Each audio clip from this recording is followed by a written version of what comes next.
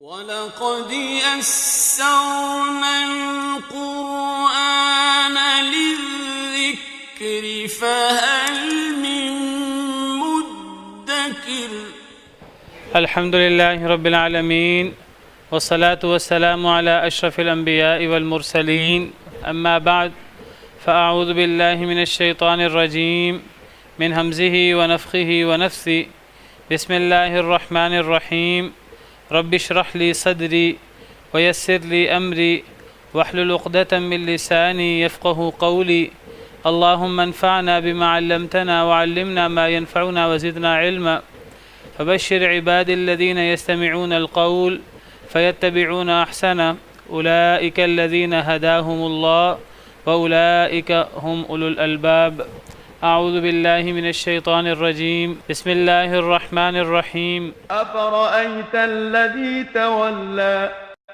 وأعطى قليلا وأكدى أعنده علم الغيب فهو يرى أم لم ينبأ بما في صحف موسى وإبراهيم الذي وفى ألا تزر وازرة وزر أخرى وأن ليس للإنسان إلا ما سعى وأن سعيه سوف يرى أعوذ بالله من الشيطان الرجيم بسم الله الرحمن الرحيم أفرأيت الذي تولى کیا پس آپ نے دیکھا اس شخص کو جو پھر جاتا ہے؟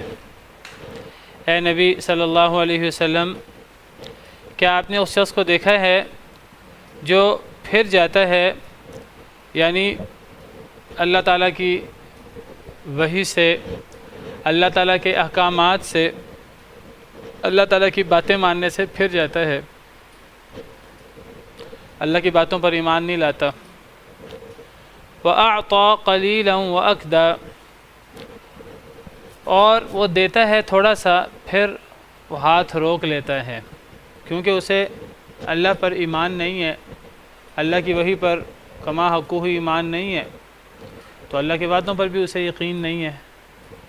اللہ کا یہ جو وعدہ ہے کہ جو شخص اللہ کی راہ میں دیتا ہے تو اس کا مال کم نہیں ہوتا، اس کا مال بڑھتا ہے، اس کو اس کا نقصان نہیں ہوتا، اس کو اس کا فائدہ ہی ہوتا ہے۔ یمحق اللہ الربا ویربی الصدقات، اللہ تعالیٰ سود کو مٹا دیتے ہیں اور صدقات خیرات کو اللہ بڑھا دیتے ہیں۔ چونکہ یہ شخص پھرنے والا ہے، یہ اللہ کے احکامات پر ایمان رکھنے والا نہیں ہے، لہٰذا اگر یہ دے بھی تو تھوڑا سا دیتا ہے احسان کر کے، اور پھر رک جاتا ہے، پھر ہاتھ روک لیتا ہے کہ کہیں مجھے نقصان نہ ہو جائے۔ ایسی کیفیت اللہ معاف کرے بہت سے مسلمانوں کی بھی ہے۔ تو ایسے شخص کے بارے میں اللہ تعالیٰ کیا فرماتے ہیں؟ اعنده علم الغیب فهو یرا، کیا بے شک اس کے پاس غیب کا علم ہے بس وہ دیکھ رہا ہے۔ وہ جو تھوڑا سا دیتا ہے پھر رک جاتا ہے، ہاتھ روک لیتا ہے، کیا اس کے پاس غیب کا علم ہے کہ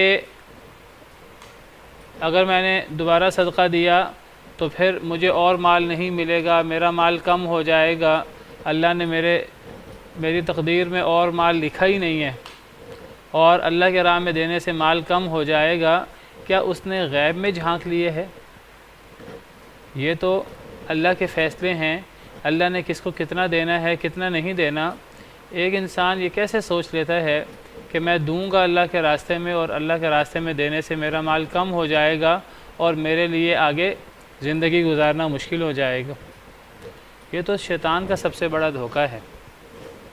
الشیطان یعدکم الفقر ویأمرکم بالفحشاء، وہ آیات جن آیات میں اللہ تعالیٰ نے صدقہ خیرات کا حکم دیا، تیسرے پارے کے شروع میں سورہ بقرہ، وہاں اللہ تعالیٰ نے صدقہ خیرات اور اس کے فضائل بیان کیے کہ اگر اللہ کے راستے میں صدقہ کیا جائے اس کی مثال ایسے ہے جیسے دانہ، ایک دانے سے 7 بالیاں اگتی ہیں اور ہر بالی میں 100 دانے ہوتے ہیں، گویا کہ یہ 700 دانے بن گئے، ایک دانے سے 700 دانے، اور اللہ تعالیٰ جس کے لیے چاہتا ہے اس سے بھی بڑھا دیتا ہے۔ واللہ یضاعف لمن یشاء واللہ واسع علیم۔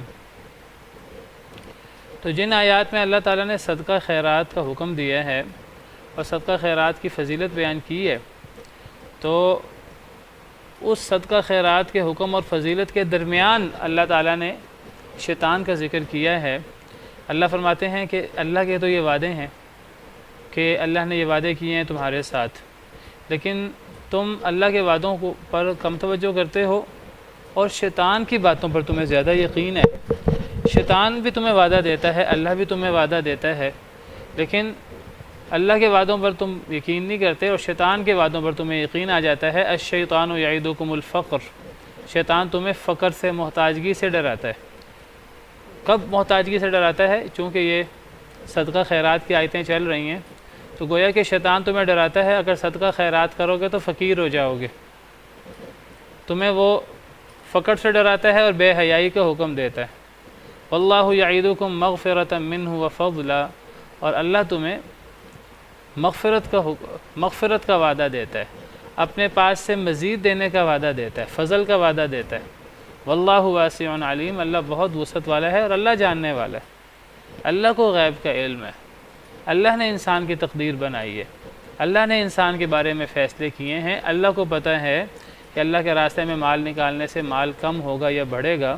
تو جو شخص اللہ کے وعدوں پر یقین نہ رکھے، اللہ کی باتوں سے پھر جائے اور تھوڑا سا مال دے اور پھر رک جائے، تو اللہ تعالیٰ فرماتے ہیں کہ کیا اس نے غیب میں جھانک لیا ہے کہ مزید مال دے گا تو مال دینے سے اس کی روزی روٹی بند ہو جائے گی؟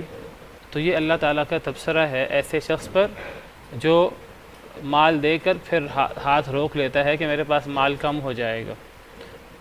اللہ تعالیٰ فرماتے ہیں وَأُحْضِرَتِ الْأَنفُسُ الشُّحَّ، نفسوں پر بخل حاضر کر دیا گیا ہے۔ بخل نے انسان کو گھیر لیا ہے اور انسان خرچ کرنے کی بجائے وعلیکم السلام بخل کرتا ہے اور اللہ کے راستے میں مال نہیں دیتا، اور اگر کبھی اس کو توّم و کرہن مال دینا بھی پڑے تو کیا کرتا ہے؟ پھر وہ ریاکاری کرتے ہوئے مال دیتا ہے، لوگوں کو دکھاتے ہوئے مال دیتا ہے کہ چلو مجھے فائدہ ہوگا، لوگ دیکھیں گے میں سخی ہوں، اس کا مجھے دنیاوی فائدہ ہو جائے گا۔ الذین یبخلون ویأمرون الناس بالبخل ویکتمون ما آتاہم اللہ من فضل، وہ لوگ جو بخل کرتے ہیں، لوگوں کو بھی بخل کا حکم دیتے ہیں۔ ویکتمون ما آتاہم اللہ من فضل، جو اللہ نے انہیں اپنا فضل دے رکھا ہے اس فضل کو چھپا لیتے ہیں۔ چھپا لیتے ہیں کیا مطلب؟ اگر اللہ نے کسی پر فضل کیا ہے اپنا مال و دولت کی صورت میں، انعامات کی صورت میں، وہ اگر اس کو خرچ نہ کرے اللہ کے راستے میں، گویا کہ وہ اس فضل کو چھپا رہا ہے۔ تو گویا کہ جو شخص مال دے کر مال روک لیتا ہے تو گویا کہ وہ شخص یہ دعویٰ کر رہا ہے کہ میں نے اپنی تقدیر میں جھانک لیا ہے اور میرے پاس علم غیب ہے اور مجھے علم ہو گیا ہے کہ خرچ کرنے سے میرا مال کم ہو جائے گا۔ حالانکہ میں نے ذکر کیا قرآن کریم احادیث مبارکہ بھری پڑی ہیں اس بات سے کہ خرچ کرنے سے مال بڑھتا ہے۔ جیسے میں نے آپ کے سامنے آیت پڑھی یمحق اللہ الربا ویربی الصدقات، اللہ تعالیٰ صدقات کو بڑھا دیتے ہیں۔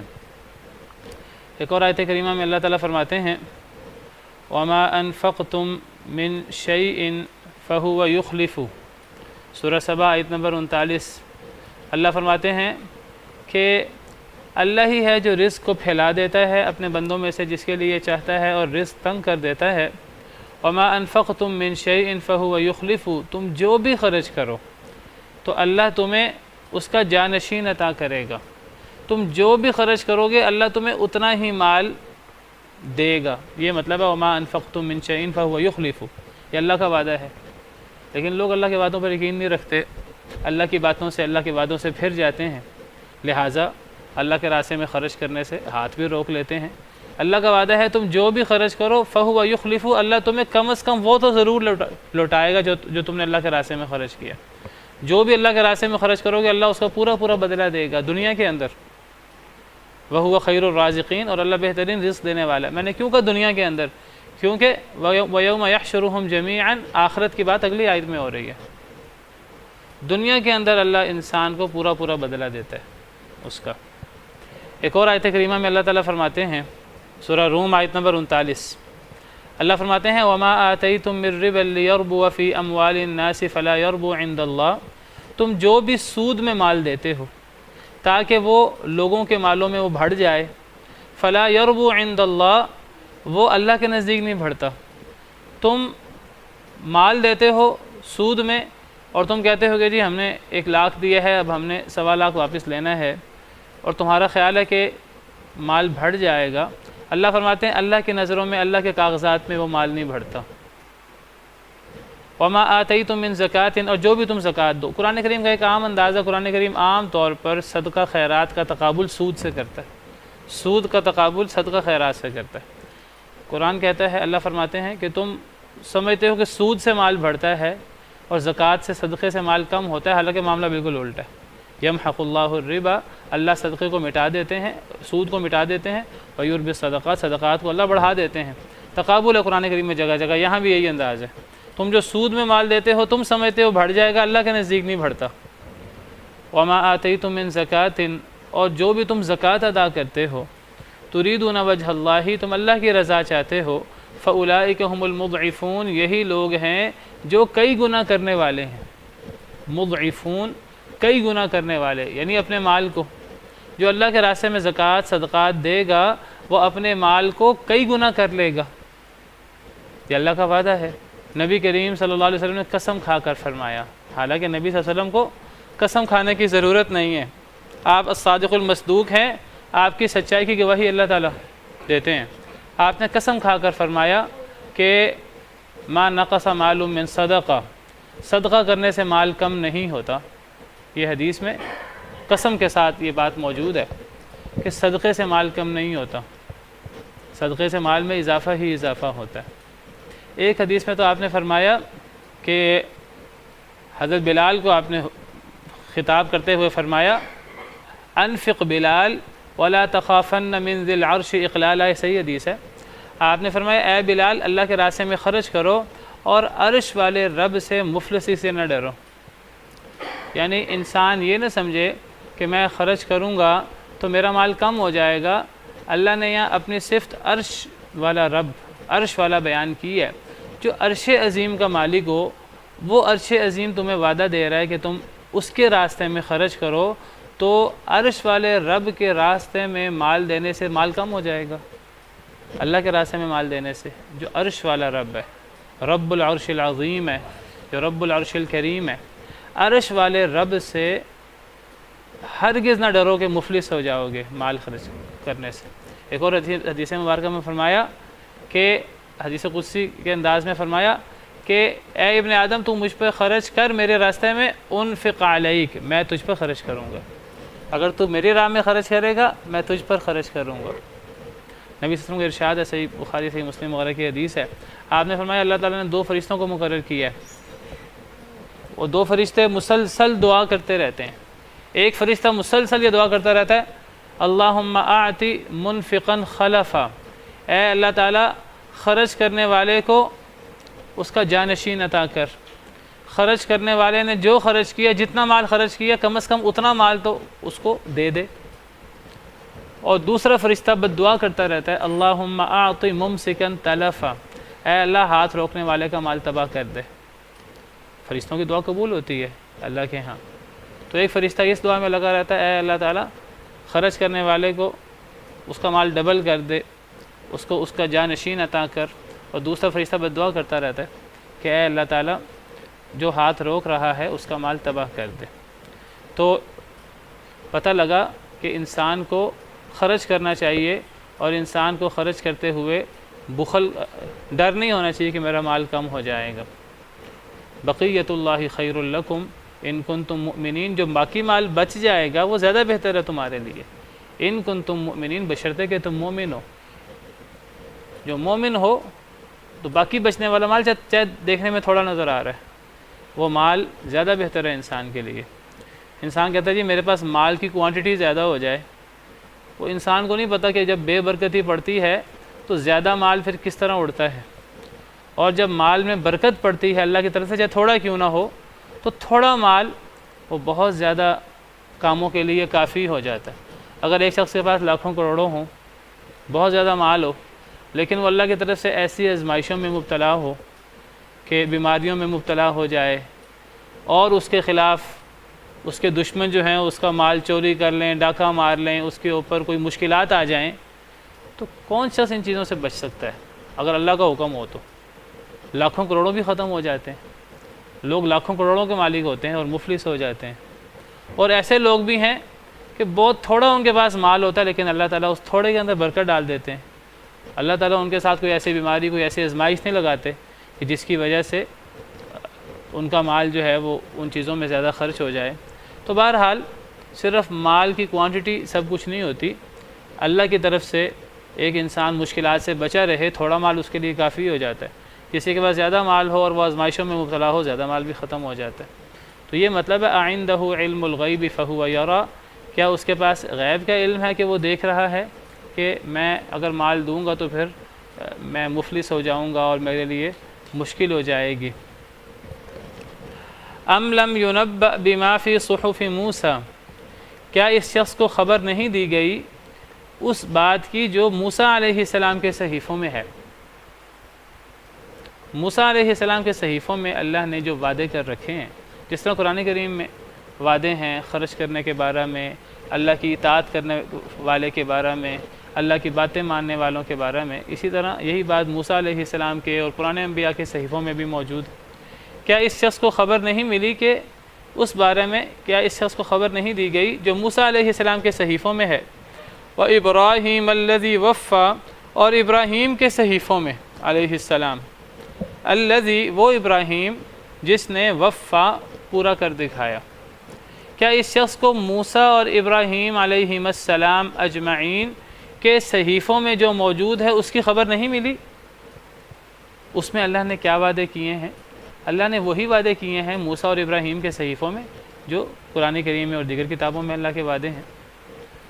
تو پتہ لگا کہ اللہ نے جو کتابیں اتاری ہیں انبیاء کرام علیہم السلام پر، ان کتابوں میں سے کچھ صحیفے بھی ہیں جو موسیٰ علیہ السلام پر اترے، حضرت ابراہیم علیہ السلام پر اترے۔ یہ صحیفے جو موسیٰ علیہ السلام پر اترے، کیا یہ تورات ہی ہے یا تورات کے علاوہ الگ صحیفے ہیں؟ اللہ کو بہتر پتہ ہے۔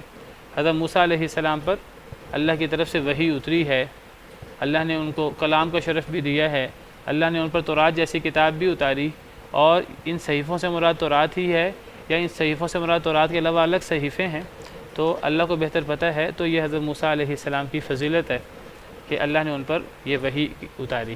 اور ابراہیم علیہ السلام کے صحیفے، ان کا ذکر یہاں بھی ہے اور ان کا ذکر قرآن کریم کی سورۃ الاعلیٰ میں بھی ہے۔ بل تؤثرون الحیات الدنیا، تم دنیا کو ترجیح دیتے ہو، والآخرۃ خیر وابقیٰ، آخرت زیادہ بہتر ہے اور باقی رہنے والی ہے۔ ان ھذا لفی الصحف الاولیٰ صحف ابراہیم و موسیٰ، یہ بات پرانے تمام صحیفوں میں ہے کہ دنیا اور آخرت کے مقابلے میں آخرت ہر لحاظ سے بہتر ہے اور آخرت باقی رہنے والی ہے۔ یہ بات پچھلے تمام صحیفوں میں ہے، پچھلی تمام کتابوں میں ہے، صحف ابراہیم و موسیٰ، خاص طور پر ابراہیم اور موسیٰ علیہ السلام کے صحیفوں میں۔ سورہ اعلیٰ کے آخر میں بھی حضرت ابراہیم اور حضرت موسیٰ کے صحیفوں کا ذکر ہے، اور انہی کا ذکر یہاں سورہ نجم میں بھی ہے۔ کیا اس شخص کو خبر نہیں ملی جو موسیٰ علیہ السلام کے صحیفوں میں ہے اور ابراہیم علیہ السلام کے صحیفوں میں ہے؟ وہ ابراہیم جنہوں نے پورا کر دکھایا۔ وفا، وفا سے ہے، وفا کا مطلب ہوتا ہے پورا کرنا۔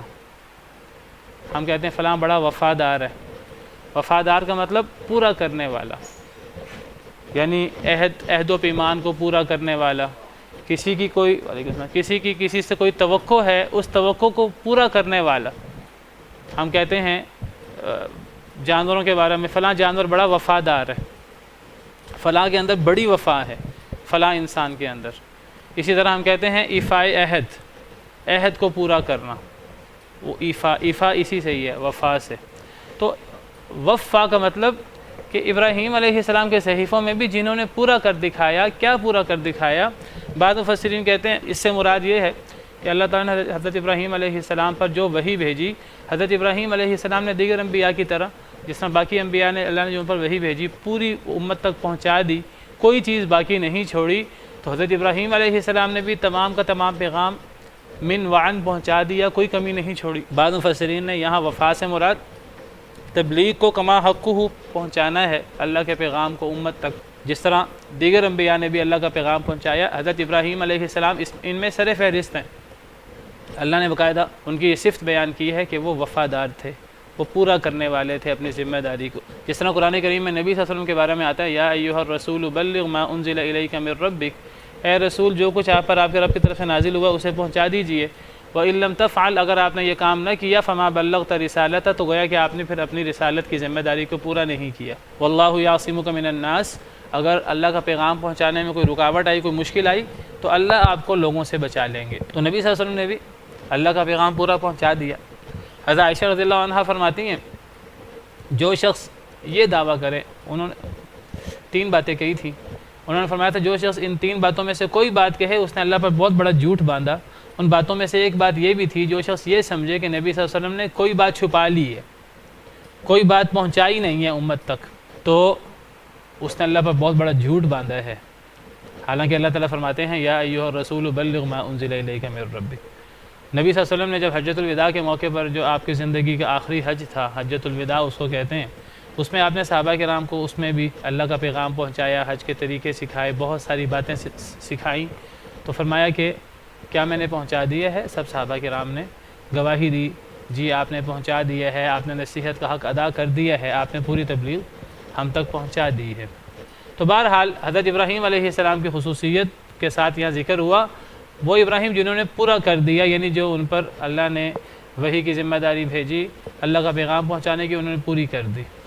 بعض مفسرین کہتے ہیں کہ یہاں وفا سے مراد صرف پیغام پہنچانا نہیں ہے، یہاں وفا سے مراد پیغام پہنچانے کے ساتھ ساتھ اللہ نے جتنی آزمائشیں کی اور اللہ نے ان کو جتنے احکامات دیے، حضرت ابراہیم علیہ السلام نے اللہ کے تمام احکامات کو بدرجہ اتم پورا کیا، یہ بھی مراد ہے۔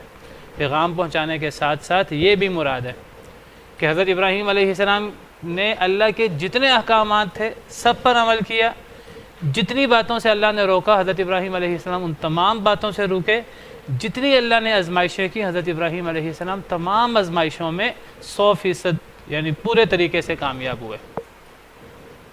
اور وہ کہتے ہیں کہ اس تفسیر کی دلیل قرآن کریم کی دوسری آیت بھی ہے وَإِذِ ابْتَلَىٰ إِبْرَاهِيمَ رَبُّهُ بِكَلِمَاتٍ فَأَتَمَّهُنَّ سورہ بقرہ میں، جب حضرت ابراہیم علیہ السلام کے رب نے ان کی آزمائش کی کچھ کلمات کے ساتھ، اللہ نے کچھ باتوں کے ساتھ آزمائش کی، فَأَتَمَّهُنَّ حضرت ابراہیم علیہ السلام نے ان تمام باتوں کو پورا کر دکھایا۔ اللہ نے ان کی آزمائش کی، گھر بار چھوڑنا پڑا، وہ گھر بار چھوڑنے پر تیار ہو گئے، اللہ کے لیے ہجرت کر لی، اپنے شہر سے نکلنا پڑا، اپنے شہر سے نکل پڑے، اپنا گھر چھوڑنا پڑا، باپ سے بات چیت ہوئی، مناظرہ ہوا باپ سے، باپ کو سمجھایا، باپ آگے سے غصے میں آ گیا، کہنے لگا کہ میں پتھر مار مار کے مار دوں گا، میرے گھر سے نکل جاؤ۔ حضرت ابراہیم نے گھر چھوڑ دیا لیکن کوئی کمپرومائز نہیں کیا اس بارے میں۔ قوم سے مناظرہ ہوا، قوم کو بتوں کی حقیقت بتائی اور بتایا کہ یہ بت تم ان سے نفع نقصان کی امید رکھتے ہو، یہ تو بول بھی نہیں سکتے، یہ تو اپنا دفاع بھی نہیں کر سکتے۔ جب قوم کو جواب نہ آیا تو سب نے کہا کہ ان کو جلا دو، اللہ تعالیٰ نے بچا لیا، پھر حضرت ابراہیم علیہ السلام کو وہاں سے بھی نکلنا پڑا، اس آزمائش میں بھی کامیاب ہوئے۔ پھر اللہ تعالیٰ نے فرمایا کہ اپنے بیوی بچے کو بیابان جگہ میں چھوڑ آؤ۔ حضرت ابراہیم علیہ السلام چھوڑ آئے، بیوی بھی تربیت یافتہ ہے، حضرت ابراہیم کی بیوی ہے، بچہ چھوٹا ہے، حضرت اسماعیل پہلا بیٹا ہوا، بڑی دعاؤں کے بعد منتوں مرادوں کے بعد پیدا ہوئے حضرت اسماعیل، ربی حب لی من الصالحین، حضرت ابراہیم دعا کرتے تھے، اللہ نے دے دیے تو حکم ہوا ساتھ ہی کہ چھوڑ آؤ بیابان جگہ پہ۔ بیوی پوچھتی ہے، وفاشیار بیوی ہے، وہ پوچھتی ہے کہ ہمیں کس کے سہارے پہ چھوڑ کے جا رہے ہیں، خاموش ہیں، تو بار بار پوچھتی ہے، تو سمجھ آ گئی انہیں، ایک بات پوچھتی ہیں کہ کیا اللہ کا حکم ہے، بس وہ سر سے اشارہ کر دیتے ہیں ہاں اللہ کا حکم ہے، تو وہ بھی خاموش ہو جاتی ہیں۔ تو یہ ایک بہت بڑی آزمائش کہ بیوی بچے کو ایسی بیابان جگہ پر جانا، پانی ہے نہ کھانے پینے کی کوئی چیز ہے، نہ کوئی انسان ہے، نہ کوئی چرند پرند، پانی نہیں ہے تو پرندے کہاں سے آئیں اور دیگر جانور کہاں سے آئیں، لیکن اللہ کے حکم پر اللہ کے سہارے پر چھوڑ آئے، بہت بڑی آزمائش ہے۔ اللہ سے دعا کی ربنا انی اسکنت من ذریتی بواد غیر ذی زرع عند بیتک المحرم، اے اللہ میں اپنی اولاد میں سے بعض کو ایک ایسی وادی میں چھوڑ آیا ہوں آپ کے حکم سے، اس وادی میں کوئی زراعت نہیں ہے، بیابان جگہ ہے وہ آپ کے حرمت والے گھر کے پاس۔ ربنا لیقیموا الصلاۃ، اے اللہ تاکہ یہ نماز قائم کریں، اے اللہ تعالیٰ لوگوں کے دلوں کو ان کی طرف مائل کر دے۔ حضرت ابراہیم نے دعا کی، اے اللہ تعالیٰ ان کے پاس لوگ بھیج دے، اے اللہ ان کو پھلوں کا رزق دے۔ اللہ نے پھر جب حضرت ابراہیم علیہ السلام نے اللہ کی باتوں کو پورا کیا، پھر اللہ تعالیٰ نے حضرت ابراہیم علیہ السلام کی دعاؤں کو پورا کیا۔ آج جتنا پھل مکہ مکرمہ میں ہے، دنیا جہاں کا پھل وہاں اکٹھا ہو جاتا ہے۔ حضرت ابراہیم کی دعا ہے وَارْزُقْ أَهْلَهُ مِنَ الثَّمَرَاتِ، اور امن کی جو دعا ہے، مکہ مکرمہ سے زیادہ امن والی جگہ کون سی ہو سکتی ہے؟ اللہ نے حکم دیا بیٹے کے گلے پہ چھری چلا دو۔ جب بیٹا جو ہے وہ ساتھ چلنے کے قابل ہوا، حضرت ابراہیم علیہ السلام اس آزمائش پہ بھی پورا اترے۔ تو جو آزمائش اللہ نے کی حضرت ابراہیم علیہ السلام کی، تو حضرت ابراہیم علیہ السلام اللہ کے تمام احکامات مانے، اللہ کی تمام جن چیزوں سے اللہ نے روکا ان سے رکے، اللہ کی اطاعت کا حق ادا کیا، آزمائش ہر قسم کی آزمائش پہ پورا اترے۔ یہ بھی وَإِبْرَاهِيمَ الَّذِي وَفَّى میں بات شامل ہے۔ تو ابراہیم الذی وفا سے مراد کہ حضرت ابراہیم جنہوں نے پورا کر دکھایا، یعنی جو اللہ نے انہیں پیغامات دیے وہ پیغام بھی امت تک پہنچائے پورے طریقے سے، اپنے فریضہ رسالت بھی ادا کیا، اور اس کے ساتھ ساتھ تمام آزمائشوں پہ پورا اترے اور اللہ کی ہر بات مانی، ہر آزمائش میں پورا اترے۔ ایک حدیث مبارکہ میں ہے، اگرچہ اس میں تھوڑی سی کمزوری ہے، اس حدیث میں تھوڑا ضعف ہے، کہ حضرت ابراہیم علیہ السلام نے پورا کر دکھایا۔ نبی صلی اللہ علیہ وسلم نے یہ آیت کریمہ تلاوت کی اور آپ نے فرمایا کہ اس سے مراد یہ ہے کہ حضرت ابراہیم علیہ السلام چاشت کے وقت 4 رکعتیں ادا کیا کرتے تھے۔ یہ ایک حدیث کے الفاظ ہیں، اگرچہ حدیث میں نے بتایا کچھ ضعف ہے۔ وہ کہتے ہیں وہ ابراہیم الذی وفا سے مراد یہ ہے کہ حضرت ابراہیم علیہ السلام چاشت کے وقت وہ 4 رکعتیں ادا کرتے تھے، دن کے شروع میں 4 رکعتیں پڑھتے تھے۔ تو جو بندہ دن کے شروع میں 4 رکعتیں پڑھے اس کی بڑی فضیلت ہے، اگرچہ کچھ کمزوری ہے حدیث میں، لیکن اسی سے ملتی جلتی ایک حدیث موجود ہے جو ترمذی کی روایت ہے ہمارے حوالے سے۔ نبی صلی اللہ علیہ وسلم کا ارشاد ہے، حضرت ابو ذر راوی ہیں، حضرت ابو الدرداء ابو ذر راوی ہیں، کہ نبی صلی اللہ علیہ وسلم اللہ کی طرف سے بیان فرماتے ہیں، حدیث قدسی ہے کہ اللہ فرماتے ہیں ابن آدم، اے آدم کے بیٹے، ارکع لی 4 رکعات من اول النہار اکفک آخرہ، کہ اے آدم کے بیٹے تو میرے لیے 4 رکعتیں دن کے شروع میں پڑھ، تو دن کے آخری حصے میں تجھے کافی ہو جاؤں گا۔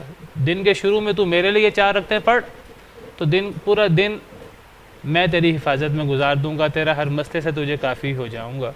تو یہ جو 4 رکعتوں کے بارے میں حضرت ابراہیم کے بارے میں جو حدیث ہے، اگرچہ اس میں ضعف ہے لیکن یہ حدیث صحیح ہے، اس سے اس کی تائید ہوتی ہے۔ تو یہ جو چاشت کے وقت کی 4 رکعتیں ہیں ان کی بڑی فضیلت ہے۔ اشراق بھی چاشت میں آ جاتا ہے، اصل میں یہ جو چاشت کا وقت ہے اصل میں کوئی 8-9 بجے کا وقت ہوتا ہے، تو ویسے سورج نکلنے کے فوراً بعد کو چاشت کہہ دیتے ہیں، اور کوئی 2-3 گھنٹے کے بعد کو چاشت کہہ دیتے ہیں ضحیٰ، اور اوابین کہتے ہیں ظہر سے کچھ پہلے 1-1.5 گھنٹہ پہلے کے وقت کو۔ ویسے اوورآل ان تینوں اوقات پر چاشت کا اطلاق ہو جاتا ہے۔ انسان 4 رکعتیں پڑھے، چاشت کی 4 رکعتوں کی بڑی فضیلت ہے، چاشت کی نماز کی۔ کوئی 8-8:30 بجے سورج نکلنے کے بعد پڑھیں، تو اگر اس وقت 4 رکعتیں پڑھ لیں، بعض علماء کہتے ہیں کہ سورج نکلنے سے لے کر ظہر تک کا وقت ہے، یہ سب کے سب چاشت میں آتا ہے۔ ویسے اگر اس کی آپ مزید تفصیل کریں تو سورج نکلنے کے فوراً بعد کو اشراق کہہ لیں، اور کوئی یہ جو وقت ہوتا ہے چاشت کا 8, 8:30, 9 بجے 9:30 بجے کا وقت، اس کو چاشت کہہ لیں، ضحیٰ کا وقت اور اوابین کا وقت، ورنہ اصل میں یہ سارا چاشت کا لمبا وقت ہے، اسی وقت کے 3 حصے ہیں، ٹھیک ہے۔ یعنی یہ 3 اوقات کا الگ الگ نماز کا ذکر بھی ملتا ہے۔ اوابین کی اپنی فضیلت ہے، چاشت کے وقت کی اپنی فضیلت ہے، اور اشراق کے وقت نماز پڑھنے کی اپنی فضیلت ہے۔ بعض علماء کہتے ہیں کہ چاشت کا اطلاق ان تینوں اوقات پر ہو جاتا ہے، ویسے ان تینوں اوقات پہ نماز پڑھنے کی فضیلت موجود ہے۔ اگر ایک بندہ وہ 4 رکعتیں پڑھ لے، سورج نکلنے کے بعد پڑھ لے، چاشت کے وقت پڑھ لے، یا اوابین کے وقت، جس وقت اونٹنی کے بچے کے پاؤں جلتے ہیں اس کو اوابین کا وقت کہتے ہیں، جب شدید گرمی ہو جاتی ہے تو انسان کو ثواب مل جائے گا، لیکن اگر انسان الگ الگ پڑھ لے تو زیادہ بہتر ہے۔ واللہ عالم، اس طرح میرے ذہن میں نہیں ہے، لیکن اشراق کے اپنے فضائل ملتے ہیں۔ حدیث میں آتا ہے جو بندہ صبح کی نماز کے بعد بیٹھا رہے اپنے مصلی پر اور وہ جب سورج نکلے اس وقت 2 رکعتیں پڑھے، اس کو پورے حج اور عمرے کا ثواب ملے گا۔ اس حدیث میں 2 رکعتوں کا ذکر ہے، یہ جو حدیث آپ کو بیان کی ہے۔ چاشت کی، نبی صلی اللہ علیہ وسلم چاشت کی نماز آپ نے اس کی بڑی توجہ دلائی ہے، خاص طور پہ ان لوگوں کے لیے جو رات تہجد کی نماز نہیں زیادہ پڑھتے، صرف وتر پڑھ لیتے ہیں۔ حضرت عائشہ جو ہیں وہ تہجد کا زیادہ اہتمام نہیں کرتی تھیں، بس وتر وغیرہ پڑھ لیتی ہیں، وہ چاشت کے وقت پھر وہ نماز پڑھتی۔ تو اوابین کی اپنی فضیلت ہے حدیث میں۔ جی اللہ کو پتہ ہے بہتر۔ بعض علماء کہتے ہیں کہ نبی صلی اللہ علیہ وسلم پر جو تہجد کی نماز ہے وہ بھی فرض تھی، لیکن ان کے بعد حتمی نہیں ہے، یہ حتمی نہیں ہے۔ قرآن کریم کی آیت ہے وَمِنَ اللَّيْلِ فَتَهَجَّدْ بِهِ نَافِلَةً لَكَ، کہ رات کو آپ تہجد پڑھیں، یہ آپ کے لیے یہ زائد ہے۔ اب اس زائد سے بعض علماء کہتے ہیں کہ یہ ایک زائد فرض ہے، لیکن بعض علماء کی رائے ہے کوئی یقینی بات نہیں ہے۔ اب وہ نہیں صحیح۔ اوابین کا اصل وقت جو ہے وہ حدیث میں آتا ہے، اوابین کا وقت وہ ہے جب اونٹ کے بچے کے پاؤں جلیں، تو مغرب کے بعد تو پاؤں نہیں، دور سے پہلے پاؤں جس وقت جلتے ہیں، جس وقت شدید گرمی ہوتی ہے، تو اس کو اوابین کہتے ہیں۔ چلیں بہرحال یہ چاشت کے وقت کی نماز کی بڑی فضیلت ہے، جس طرح یہ فضیلت ہے جو 4 رکعتیں پڑھے تو دن کے آخری حصے میں اللہ کافی ہو جاتے ہیں۔ اسی طرح حدیث میں آتا ہے، صحیح حدیث بخاری وغیرہ کی حدیث ہے کہ ایک انسان کے جتنے جوڑ ہیں 400 کے قریب جوڑ ہیں، تو انسان کی یہ ذمہ داری ہے کہ انسان ہر روز ہر جوڑ کی طرف سے صدقہ ادا کرے، ہر جوڑ کی طرف سے صدقہ ادا کرے، انسان کی ذمہ داری ہے۔ صحابہ کرام نے کہا انسان اتنے صدقے کیسے کر سکتا ہے؟ آپ نے فرمایا کہ صدقہ کا مطلب یہ نہیں کہ انسان خرچ ہی کرے، مال ہی خرچ کرے، وہ بھی صدقہ ہے، اور کسی کو اچھی بات کہنا بھی صدقہ ہے، سبحان اللہ بھی صدقہ ہے، الحمدللہ بھی صدقہ ہے، لا الہ الا اللہ بھی صدقہ ہے، امر بالمعروف بھی صدقہ ہے، نہی عن المنکر بھی صدقہ ہے، ہر نیکی صدقہ ہے۔ لیکن ایک انسان کی ذمہ داری ہے کہ اللہ نے جو انسان پہ جتنی نعمتیں کی ہیں، انسان کو اتنے جوڑ دیے ہیں، اور ہر جوڑ انسان کا صحیح کام کرتا ہے، انسان کی ذمہ داری ہے انسان کم از کم ایک دن اور ایک رات میں اتنے صدقے کرے۔ پھر آپ نے فرمایا جو بندہ چاشت کی 2 رکعتیں پڑھ لے وہ اس سارے صدقوں سے کافی ہو جاتی ہیں۔ صحیح حدیث ہے یہ بھی۔ تو یہ چاشت کی نماز کی بڑی فضیلت ہے، یہ جو فضیلت ہے جس میں یہ جو ہر جوڑ کی طرف سے صدقہ، اس کی جگہ پر 2 رکعتیں پڑھ لے تو یہ ہر صدقے سے انسان کو کافی ہو جائے گا۔ یہ وہ حدیث مبارکہ جو میں آپ کو بیان کر رہا تھا کہ حضرت ابو ذر سے مروی ہے کہ نبی صلی اللہ علیہ وسلم نے فرمایا یصبح علی کل سلامہ من احدکم صدقہ، ہر صبح تم میں سے ہر ایک کے جوڑ پر ایک صدقہ، ہر ایک کے ایک جوڑ پر ایک صدقہ لازم ہو جاتا ہے۔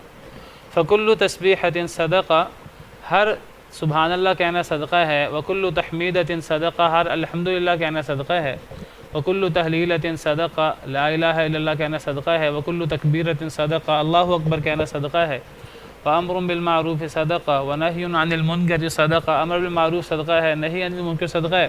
اور دیگر روایات دیکھیں اس میں پتہ لگتا ہے انسان مسجد کی طرف چل کے جائے، ہر قدم اپنی جگہ ایک صدقہ ہے۔ تو انسان کو ایک دن میں ہر جوڑ کی طرف سے صدقہ دینا ہوتا ہے، یہ لازمی ہے۔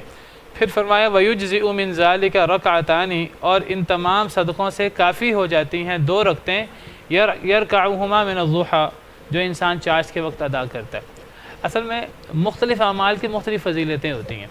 اگر آپ نماز کے فرائض دیکھیں، نماز کے فرائض کی اپنی فضیلت، اگر آپ نماز کے نوافل دیکھیں، نوافل کی اپنی فضیلت ہے، پھر نوافل کے بارے میں بھی مختلف رکعتوں کا ذکر ملتا ہے۔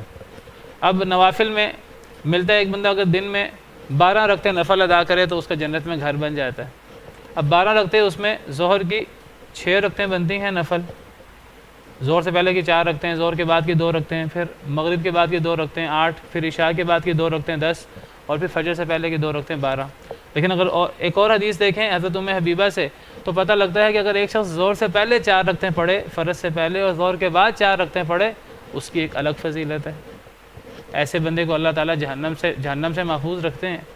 اب تو مختلف اعمال کے مختلف فضائل ہوتے ہیں، اس میں آپ یہ نہ دیکھیں کہ جی وہ جو 12 رکعتوں والی حدیث ہے کہ جنت میں گھر بن جاتا ہے، اس میں تو ظہر کی جو ہے وہ 6 رکعتوں کا ذکر ہے، بعض احادیث سے پتہ لگتا ہے کہ ظہر کی انسان ظہر سے پہلے 2 رکعتیں پڑھ لے، ظہر کے بعد 2 رکعتیں پڑھ لے، یہ بھی ٹھیک ہے۔ اب بعض احادیث سے پتہ لگتا نہیں ظہر کی 6 سنتیں ہیں۔ اب حضرت ام حبیبہ کی حدیث سے پتہ لگتا اگر ایک انسان 4 پہلے پڑھے 4 بعد میں پڑھے اس کی ایک الگ فضیلت ہے۔ تو یہ فضائل مختلف ہوتے رہتے ہیں، تو یہ کوئی ٹکراؤ نہیں ہوتا۔ تو اب 4 رکعتوں کی اپنی فضیلت ہے، اگر ایک بندہ 4 رکعتیں پڑھے اس کی فضیلت یہ ہے کہ اللہ تعالیٰ انسان کے پورے دن سے کافی ہو جاتے ہیں۔ 2 رکعتیں پڑھے اس کی فضیلت یہ ہے کہ وہ 2 رکعتیں انسان میں جتنے صدقے ضروری ہیں ہر جوڑ کی طرف سے، یہ 2 رکعتیں ہر جوڑ کی طرف سے صدقے سے انسان کو کافی ہو جاتی ہیں۔ اور پھر اشراق کے 2 رکعتوں کی اپنی فضیلت ہے، اوابین کی اپنی فضیلت ہے۔ نہیں، بہتر یہ ہے رات کی نماز اور دن کی نماز و نفل تو 2 رکعتیں کر کے پڑھنی چاہیے، زیادہ بہتر یہ ہے۔ اگر ایک انسان اگر ایک انسان 4 پڑھ لے پھر بھی جائز ہے، لیکن زیادہ بہتر 2 کر کے پڑھنا ہے، کیونکہ ایک حدیث میں آتا ہے کہ صلاۃ اللیل مثنی مثنی، یہ صحیح بخاری کی حدیث ہے، رات کی نماز 2 رکھتے ہیں۔ اور ایک اور روایت میں ہے صلاۃ اللیل والنہار مثنی مثنی، کہ دن، اور یہ بھی روایت بھی صحیح ہے سند کے اعتبار سے، کہ رات کی بھی نماز اور دن کی بھی نماز 2 رکھتے ہیں، نوافل یعنی فرض نماز تو دن کی 4 رکھتے ہیں، اکٹھی پڑھی جاتی ہیں، ایک سلام کے ساتھ 2 تشہد کے ساتھ، ظہر کی اور عصر کی، اور عشاء کی بھی 4 رکعتیں پڑھی جاتی ہیں فرض۔ لیکن فرض کے علاوہ جو نوافل ہیں، چاہے وہ رات کی نماز ہو چاہے وہ دن کے ہوں، حدیث صحیح ہے وہ بھی، جو رات کی ہے وہ تو صحیح بخاری کی حدیث ہے، رات کی نماز 2 رکھتے ہیں، لیکن ایک حدیث میں آتا ہے کہ رات اور دن دونوں کی نماز 2 رکھتے ہیں، یہ بھی صحیح حدیث ہے۔ تو اس سے پتہ لگتا ہے کہ دن میں بھی اگر ایک انسان نے نوافل پڑھنے ہیں، 4 پڑھنے ہیں، 6 پڑھنے ہیں، تو انسان کو 2 کر کے پڑھنے چاہیے، بہتر ہے۔ لیکن اگر 4 اکٹھے پڑھ لے تو انشاءاللہ وہ غلط نہیں ہے، یہ نہیں کہ وہ ادا نہیں ہوں گے، وہ بھی صحیح ہے۔ تو بہرحال جی 2 رکعتیں، تو 2 رکعتیں اگر ایک انسان پڑھے تو یہ 2 رکعتیں گویا کہ یہ انسان کو جتنے اس پر صدقے ہیں اس کے جوڑوں کی وجہ سے سب صدقوں کی طرف سے 2 رکعتیں کافی ہو جائیں گی۔ اور دیکھیں یہاں سے جی چاشت کی 2 رکعتیں، وہاں چاشت کا لفظ ہے، من الضحیٰ کا لفظ ہے، چاشت کا لفظ ہے۔ تو حضرت ابراہیم علیہ السلام نے پورا کیا، اس کی ایک تفسیر یہ بھی ہے، جیسے میں نے ذکر کیا، اگرچہ اس کی سند کمزور ہے لیکن اس کو بعض صحیح احادیث سے تائید مل جاتی ہے کہ نبی صلی اللہ علیہ وسلم نے فرمایا وَإِبْرَاهِيمَ الَّذِي وَفَّى سے مراد یہ ہے کہ حضرت ابراہیم علیہ السلام چاشت کے وقت 4 رکعتیں، دن کے شروع میں 4 رکعتیں پڑھتے تھے۔ ایک اور حدیث میں وَإِبْرَاهِيمَ الَّذِي وَفَّى کا مفہوم یہ بیان ہوا ہے کہ حضرت معاذ بن انس اپنے باپ سے روایت کرتے ہیں، سہل بن معاذ بن انس اپنے باپ معاذ بن انس سے روایت کرتے ہیں، وہ نبی صلی اللہ علیہ وسلم سے روایت کرتے ہیں کہ نبی صلی اللہ علیہ وسلم نے فرمایا الا اخبرکم لما سمی اللہ ابراہیم خلیلہ الذی وفى، کیا میں تمہیں نہ بتاؤں کہ اللہ نے اب حضرت ابراہیم خلیل کا نام، حضرت ابراہیم خلیل کی یہ صفت کیوں بیان کی، الذی وفى، حضرت ابراہیم کو اللہ نے الذی وفى کیوں قرار دیا؟ نبی صلی اللہ علیہ وسلم نے فرمایا لأنه كان يقول كلما اصبح او امسى فسبحان اللہ حين تمسون وحين تصبحون، کہ حضرت ابراہیم علیہ السلام ہر صبح اور شام کو یہ دعا پڑھتے تھے، فسبحان اللہ حين تمسون وحين تصبحون، یہ قرآن کی آیت سورہ روم کی آیت بھی ہے، یہ سورہ روم آیت نمبر 17۔ حضرت ابراہیم علیہ السلام یہ ذکر کرتے تھے، گویا کہ جو بندہ صبح شام یہ ذکر پڑھے تو گویا کہ وہ پورا کرتا ہے اللہ کے عہد کو، اور وہ اس یعنی حضرت ابراہیم علیہ السلام کو وفا کیوں کہا، اس کی ایک تفسیر یہ بھی ہے کہ حضرت ابراہیم علیہ السلام صبح شام یہ تسبیح کرتے تھے، فسبحان اللہ حین تمسون وحین تصبحون وَلَهُ الْحَمْدُ فِي السَّمَاوَاتِ وَالْأَرْضِ وَعَشِيًّا وَحِينَ تُظْهِرُونَ، صبح شام یہ تسبیح کی جائے، تو حضرت ابراہیم علیہ السلام نے یہ تسبیح وہ ان کی عادت تھی، تو لہٰذا اللہ نے انہیں الذی وفا قرار دیا ہے۔ تو یہ بس اس میں اتنا ہی ذکر ہے کہ حضرت ابراہیم علیہ السلام صبح شام کو یہ پڑھتے تھے، فسبحان اللہ حین تمسون وحین تصبحون۔ جی اس حدیث کا مجھے سند کا نہیں پتہ، یہ طبرانی کی حدیث ہے، تو اس کی باقی سے بتا دیتا ہوں، 1 منٹ صرف۔ پچھلی حدیث ترمذی کی سنائی ہے آپ کو کہ جو بندہ دن کے شروع میں 4 رکعتیں پڑھے اللہ اس کو آخری حصے سے کافی ہو جاتے ہیں، اس کو تو امام ترمذی نے حسن قرار دیا خود۔ بہرحال یہ حدیث جو ہے وہ سند کے اعتبار سے کمزور ہے، یہ طبرانی کی حدیث ہے تو حدیث کی سند میں ضعف ہے۔ بہرحال اگر حدیث کی سند میں ضعف ہے تو قرآن کی آیت، اگر ایک بندہ اس کو قرآن کی آیت کے طور پہ ذکر کے طور پہ پڑھنا چاہے تو وہ پڑھ سکتا ہے، لیکن یہ جو فضیلت ہے کہ حضرت ابراہیم علیہ السلام کو اس لیے الذی وفا قرار دیا گیا، تو اس سند کے طور پہ بہرحال یہ ضعیف ہے، واللہ عالم۔ تو فرمایا وَإِبْرَاهِيمَ الَّذِي وَفَّى، اور ابراہیم کے صحیفے وہ ابراہیم جنہوں نے پورا کر دکھایا۔ کیا اس شخص کو حضرت موسیٰ اور ابراہیم کے صحیفوں کی خبر نہیں دی گئی؟ ان صحیفوں میں کیا ہے؟ اللہ تزر وازرۃ وزر اخری، یہ کہ نہیں بوجھ اٹھائے گی کوئی بوجھ اٹھانے والی وزر اخری، کسی دوسری جان کا بوجھ۔ حضرت موسیٰ اور حضرت ابراہیم کے صحیفوں میں ایک تو یہ ذکر ہے کہ صدقہ کرنے سے مال کم نہیں ہوتا، جس کا پیچھے ذکر جاری تھا، اور حضرت ابراہیم اور حضرت موسیٰ کے صحیفوں میں کیا بات موجود ہے؟ یہ جو باتیں حضرت موسیٰ حضرت ابراہیم کے صحیفوں میں ہیں، تقریباً یہ تمام صحیفوں میں، قرآن کریم میں بھی یہ موضوع بار بار آتا ہے، اللہ تزر وازرۃ وزر اخری، یہ کہ نہیں بوجھ اٹھائے گی بوجھ اٹھانے والی کسی دوسری جان کا بوجھ۔ اگر ایک شخص صدقہ نہیں کرے گا، اگر ایک شخص اللہ کے احکامات پر عمل نہیں کرے گا، اللہ کے احکامات میں کوتاہی کرے گا، تو اس کا بوجھ قیامت کے دن اسے ہی اٹھانا ہے، اس کا بوجھ کسی اور کو نہیں اٹھانا پڑے گا۔ قرآن کریم ایک اور آیت میں فرمایا وَإِن تَدْعُ مُثْقَلَةٌ إِلَىٰ حِمْلِهَا لَا يُحْمَلْ مِنْهُ شَيْءٌ وَلَوْ كَانَ ذَا قُرْبَىٰ، جس پر بوجھ ہوگا قیامت کے دن، وہ بوجھ والی جان اگر اپنے کسی رشتہ دار کو بھی بلانا چاہے گی کہ تم میرا بوجھ اٹھا لو، تو وہ رشتہ دار بھی اس کا بوجھ نہیں اٹھا سکے گا۔ وَإِن تَدْعُ مُثْقَلَةٌ إِلَىٰ حِمْلِهَا، اگر بوجھ اٹھائی گئی جان اپنے بوجھ کی طرف بلائے، لا يحمل منہ شیء، اس سے وہ بوجھ نہیں اٹھایا جائے گا، ولو کان ذا قربا، چاہے وہ اپنے کسی قریبی رشتہ دار کو کیوں نہ بلائے۔ تو ہر شخص نے اپنا بوجھ خود ہی اٹھانا ہے۔ وَأَن لَيْسَ لِلْإِنسَانِ إِلَّا مَا سَعَىٰ، اور یہ بھی حضرت ابراہیم حضرت موسیٰ کے صحیفوں میں ہے کہ نہیں ہے انسان کے لیے مگر جو اس نے کوشش کی، انسان کو وہی ملے گا جو انسان نے کوشش کی۔ جب انسان کا بوجھ کسی دوسرے نے نہیں اٹھانا تو پھر انسان کو فائدہ بھی اسی کا ہونا ہے جو انسان نے خود کوشش کی۔